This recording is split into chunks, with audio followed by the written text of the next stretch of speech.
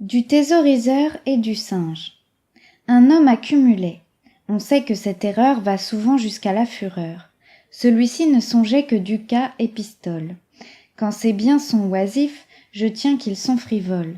Pour sûreté de son trésor, notre avare habitait un lieu dont Amphitrite défendait aux voleurs de toutes parts l'abord. Là, d'une volupté selon moi fort petite, et selon lui fort grande, il entassait toujours. Il passait les nuits et les jours à compter, calculer, supputer sans relâche, calculant, supputant, comptant comme à la tâche. Car il trouvait toujours du mécompte à son fait.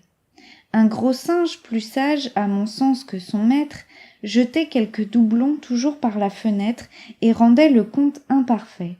La chambre, bien cadenassée, permettait de laisser l'argent sur le comptoir. Un beau jour, dom Bertrand se mit dans la pensée d'en faire un sacrifice au liquide manoir. Quant à moi, lorsque je compare les plaisirs de ce singe à ceux de cet avare, je ne sais bonnement auquel donner le prix. Dom Bertrand gagnerait près de certains esprits. Les raisons en seraient trop longues à déduire.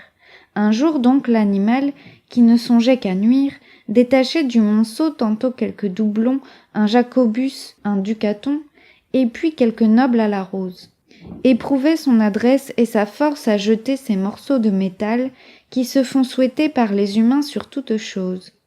S'il n'avait entendu son compteur à la fin mettre la clé dans la serrure, les ducats auraient tous pris le même chemin et couru la même aventure. Il les aurait fait tous voler jusqu'au dernier, dans le gouffre enrichi par main et main naufrage.